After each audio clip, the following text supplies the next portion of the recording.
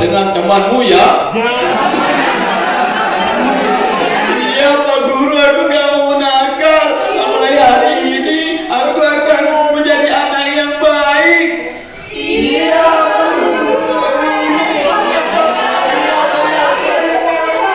Ya. Ada kue, Pak.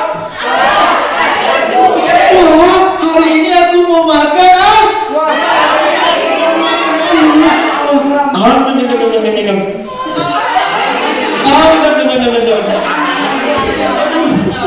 Perutku sakit ya. Ini gara-gara banyak makan. Gimana ini? Ya, begitu ya. Nah, sehingga disolah nanti ketika ibu bisa membedakan, bapak bisa membedakan mana ekspresi ya. Sementara ya Kak Mahmud, tapi Kak akan menceritakan tentang saja, tentang sebuah cerita yang berjudul apa? Cerita dari surga. Cerita dari surga. Ingat ceritanya? Duduk yang manis ya. Tapi sebelumnya Kak Mahmud mau uji konsentrasinya dulu. Jawab yang tegas ya. Yang jawab dapat hadiah. Dapat Tuhanmu yang Maha Esa. Siapa Tuhanmu yang Maha Esa? Siapa Tuhanmu yang Maha Esa? Siapa Tuhanmu yang Maha Esa? Nah, ini pada saat anak menjawab, berikan perhatian khusus pada mereka bahwa kita memperhatikan jawabannya. Misalnya, Allah. Nah, seperti itu. Siapa Tuhanmu yang Maha Kuasa? Siapa Tuhanmu yang Maha Kuasa? Allah kan menyayangi. Allah kan menyayangi. Allah kan mengasihi. Allah kan mengasihi. Pada anak yang rajin mengaji. Pada anak yang rajin mengaji. Semangat. Nah, seperti itu. Oke, terima kasih. Dari tidurnya. Wah, aku sedang berada di mana nih ya? Dari siapa sih itu trompet keras sekali? Telingaku jadi sakit. Wah. Ketika ayam terbangun dari kematiannya, tiba-tiba seorang malaikat yang berpakaian putih, wajahnya bercahaya, menghampiri ayam. Dung, dung, dung. Hah? Apa itu ya?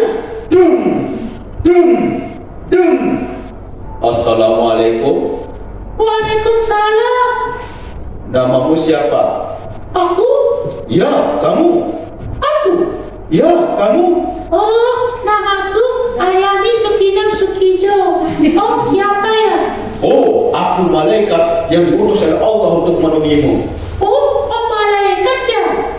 Kita kuatkan di sana, di dialog tersebut, ya. Kuatkan di ekspresinya. Kalaupun memang ada ekspresi yang harus takut, kita takut. Jangan intinya bertahap, jangan langsung harus sempurna. Oh, ekspresi yang bagaimana gitu. Semua ada prosesnya. Nanti ketika ibu sudah mencoba dan nanti akan ada pelajaran yang bisa ibu petik sehingga nanti di dongeng selanjutnya pasti ada peningkatan di sana, ibu. Pasti ada peningkatan keahlian yang bisa ibu terapkan lagi dan bapak terapkan lagi di dalam peserta didik ibu dan bapak sekalian. Saya dulu juga begitu. Ya, jadi nggak bisa nggak ujuk-ujuk langsung seperti indah.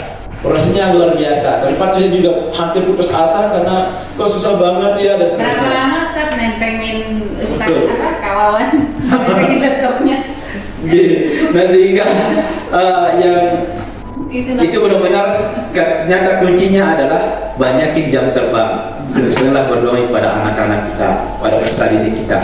Karena kalau sekali saja berdongeng kemudian merasa putus asa, selesai di sana. nggak akan ada peningkatan keahlian kepada kita menceritakan kepada anak-anak kita. Intinya ya diri sendiri. Intinya adalah jadilah diri sendiri. Orang lain itu akan menjadi tempat kita belajar. Kita tidak harus meniru mereka yang profesional tidak. Ya, jangan sampai itu yang menghambat kita tidak mau untuk bercerita kepada peserta didik kita. Oke. Nah, kemudian selanjutnya sesuaikan cerita dengan usia anak-anak. Jadi cerita tentu di sini sebelum menceritakan harus pilih-pilih dulu cerita apa yang akan dibawakan kepada mereka. Ibu dan bapak seleksi dulu cerita mana yang akan ibu bawakan. Apakah di sini ada mengandung sesuatu yang tidak pantas? Ibu seleksi dulu, bapak seleksi dulu, dan seterusnya. Kemudian yang kedua, cerita untuk anak TK ke bawah itu lebih baik menggunakan cerita fabel. Tahu fabel? Apa? Cerita yang karakternya itu adalah dari binatang, dari hewan ataupun yang bukan dari manusia. Itu namanya cerita fabel. Nah, kalau untuk anak SD dan segala macam boleh menggunakan tokoh yang sebenarnya. Bukan berarti nggak boleh, tapi boleh ya. Karena memang kalau di penelitiannya untuk anak TK ke bawah, usia TK dan ke bawah itu memang lebih cepat menangkap, lebih enak disampaikan kalau cerita itu bersifat fabel yang tokoh dalam cerita tersebut adalah dari binatang dan seterusnya. Nah, itu bukan berarti tadi saya tidak katakan bahwa berarti nggak boleh dong yang ada tokohnya, boleh, tapi lebih baik karena usia pemikirannya juga berbeda dengan anak yang sudah SD dengan TK. Nah, kemudian sampaikan hikmah di dalam cerita tersebut. Maksudnya di sini masukkan hikmah ketika misalkan, nah, kalau begitu aku berdoa dulu doa bangun tidur. Bismillahirrahmanirrahim. Teman-teman ikutin ya. Alhamdulillahillazi ahyana ba'da ma amatana wa ilaihi nusyur. nah, itu juga bagian dari hikmah. Ada masukkan hikmah di dalam cerita-cerita tersebut. Nah, ibu ketawa karena takut ngikutin saya. Nah, silakan pakai suara ibu yang ibu punya dan bapak punya ya, jangan pakai suara saya, nanti gak jadi dongeng nanti. Nah, kemudian ini yang paling penting. Akhiri cerita tanpa menyimpulkan. Dalam aturan mendongeng, dalam aturan bercerita, kita itu mengharamkan diri kita untuk menyimpulkan sebuah cerita. Iya. Paham maksudnya? Gini. Nah, adik-adik, jadi kesimpulan dari kita tersebut adalah kita tidak boleh nakal, kita harus taat kepada Allah, kita harus jadi anak yang baik. Paham ya? Itu namanya menyimpulkan. Itu nggak boleh. Apa? Kenapa? Karena kalau kita menyimpulkan sebuah cerita, imajinasi anak itu terputus di sana. Anak-anak tidak akan mau mengurai hikmah yang mereka dapatkan, dari cerita tersebut. Caranya bagaimana? Caranya adalah tanya kepada anak-anak tersebut, karena setiap anak yang kita ceritakan akan berbeda kesimpulan yang mereka tangkap. Nah, namanya siapa, Bu? Nurul. Ibu, Kak Nurul, adik Nurul ya saya. Adik Nurul, tadi cerita apa yang siapa nama tokoh yang ada dalam cerita tadi? Ayumi. Ayumi, anaknya baik apa nakal? Nakal dan seterusnya. Kenapa? Misalkan ceritanya Ayami masuk surga. Kenapa Ayami bisa masuk surga? Baik dan seterusnya. Nah, kalau ini tadi siapa nama anak yang nakal tadi? Nah, kita tanyakan saja. Kita tanyakan kepada anak kita apa yang didapatkan dari cerita tersebut. Ibu namanya siapa, Bu? Anak. Kak, apa? Saya maksudnya. Iya, namanya siapa? Aini. Adik Aini misalnya. Adik Aini tadi apa yang didapatkan dalam cerita tadi? Coba. Banyak. Ya. tidur. Kemudian misalkan di sini tadi kita nggak boleh nakal, kita nggak boleh ngelawan orang tua, bisa saja itu yang akan disampaikan, dan anak yang lain juga nanti bisa jadi berbeda juga yang disampaikan. Jadi didiskusikan ya Ustaz. Didiskusikan, ada tanya jawab. Sehingga jangan sekali-kali menyimpulkan sebuah cerita. Nggak boleh, kalau terus disimpulkan. Nah, jadi kesimpulannya adalah kita tidak boleh nakal. Nah, anak-anak kan, oh ya, boleh nakal. Nakal, ya maksudnya iya, karena kalau kita simpulkan maka tidak ada imajinasi, tidak ada sesuatu hal yang bisa mereka uraikan dalam pikiran mereka. Karena setiap anak-anak akan berbeda yang apa yang dia tangkap di dalam cerita tersebut. Pasti berbeda. Jadi, kalau misalkan semuanya misal sudah jawab, nggak perlu lagi kita simpulkan berarti. Jangan disimpulkan, jangan selalu disimpulkan, nggak usah disimpulkan. Ya, intinya jangan simpulkan. Kesimpulannya adalah bagaimana menyimpulkannya? Kita tanya kepada anak-anak kita. Kepada rumput yang bergoyang. Kita tanya satu persatu, biarkan mereka mengeksplorasi apa yang dia dapat dari cerita tersebut. Karena apa yang didapat itulah sebagai pesan yang dia peroleh dari cerita kita. Bisa juga apresiasi gitu. Kita berikan apresiasi, bisa memberikan misalkan kalau kita punya hadiah luar biasa, betul, tepat sekali. Kita berikan tanggapan, feedback kepada mereka, mungkin dengan senyuman, kemudian jempol, ya, tumbler gitu, kita berikan apresiasi dengan tepuk tangan dan segala macamnya, begitu. Nah, intinya di sini kan ketika mendongeng, misalnya kalau saya mendongeng itu, nah, siapa di sini ingin masuk surga dan seterusnya. Dan saya biasanya suruh maju satu persatu. Nah, namanya siapa? Nama saya Maimunah. Nah, tadi dengar nggak cerita dari Kak Mahmud? Dengar? Apa yang disampaikan sama Kak Mahmud tadi? Siapa nama anak yang baik dalam cerita Kak Mahmud tadi? Oh, namanya Ayani. Kok bisa dia masuk surga? Nanti dia akan menyimpulkan sendiri dari cerita tersebut. Begitu seterusnya. Nah, intinya tanya satu persatu dan seterusnya. Ya, nah, jadi sehingga tidak ada kesimpulan sana yang disimpulkan oleh pencerita.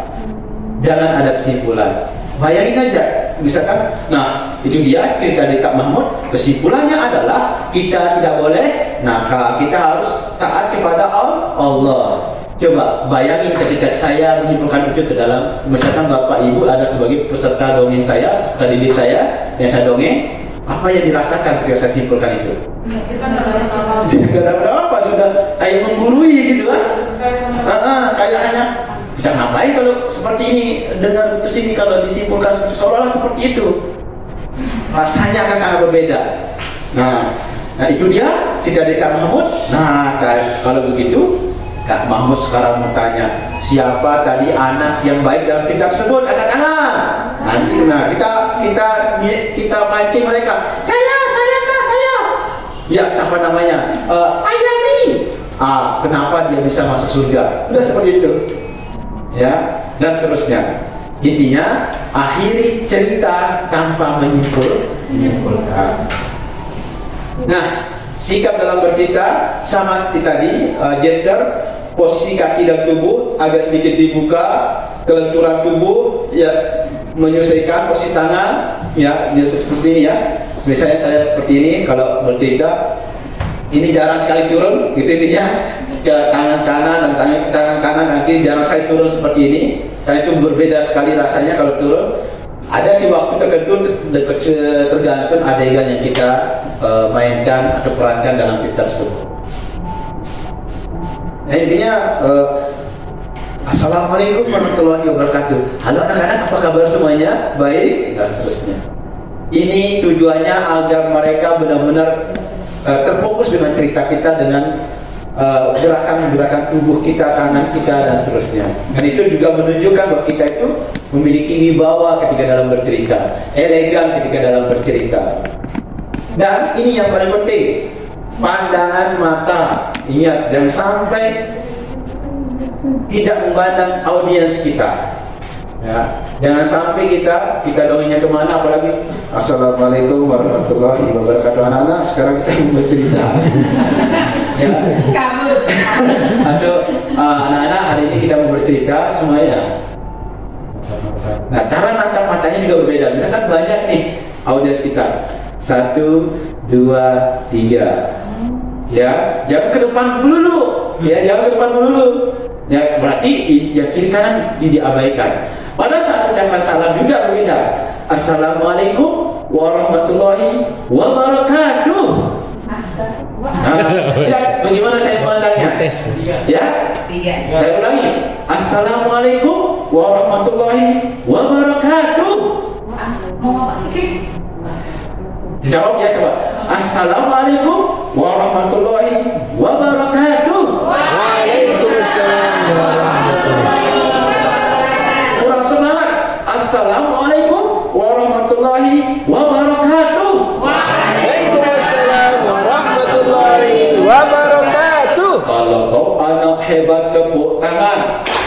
Dan seterusnya. Assalamualaikum warahmatullahi wabarakatuh. Yang ini pasti berkelahi. Jadi berkelahi. Ya, tidak fokus. Nah, kalau kita fokuskan pandangan mata kita hormati audiens kita, walaupun di anak-anak. Cara penghormatan terbaik kita adalah dengan memandang mereka dari arah kanan, tengah, kiri dan seterusnya. Nah, ini apa namanya? Sangat berpengaruh sekali ketika kita dalam bercerita. Padahal itu hanya sekedar pandangan mata. Kemudian merasa senyum dan seterusnya. Ketika salam kita sampaikan salam dengan senyum juga. Tepuk 1. Tepuk 1. Nah, yang perlu dilatih adalah olah vokal. Ya, olah vokal, membedakan suara karakter dan membedakan suara pada saat kita membacakan narasi. Olah vokal bisa dilakukan dengan ini 3 jari ini. Masukkan ke masukkan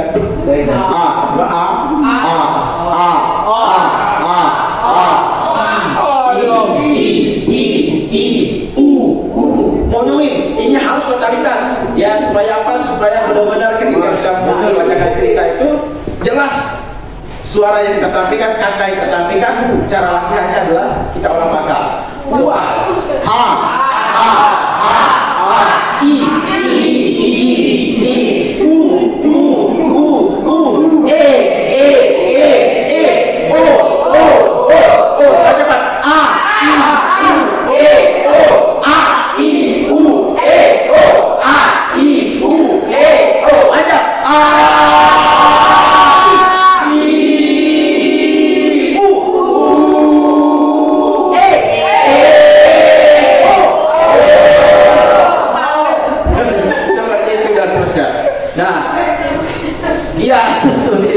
Harus capek. Ini membiasakan kita nanti benar-benar akan membantu memperjelas kata-kata yang kita sampaikan kepada anak-anak. Sering-sering latihan seperti ini. Sebelum mendongeng, lakukan ini. Pemanasannya seperti ini dulu. Kita lenturkan dulu bibir kita dan wajah kita. Biasanya begitu. Ya, kita pemanasannya di sana. Ya, kalau pemanasan nanti malah akan kaku. Beda sekali rasanya. Suara karakter, intinya di sini apa? Suara karakter itu Jelas. intinya beda. Udah itu aja. Gak usah berat-berat. Gak usah berat-berat. Oh, berarti harus begini ya. Kalau anak-anak begini ya. Kalau suara anak-anak gimana? 1, 2, 3. Bilang, halo, nama saya Udin. 1, 3. Udah pintar. Suara bapaknya. Saya bapak Udin. 1, 3. Halo. Nah, sekarang suara ibu. Kalau suara ibu lembut ya. Halo, nama saya Ibu Udin. Nah, yang penting beda saja dulu. Kalau suara nenek gimana? Ya. Suara nenek gimana? Kamu baik-baik di sana, cuy ya. Coba. Bentar kan? Kalau nggak bisa suara lidahnya, keluarin lidahnya, kemudian lidahnya lekukan di sini. Iya benar. Coba kalau suara nenek ya, kakek. lidahnya masukkan ke gigi depan. Coba. Ngomong apa saja, ngomong saja.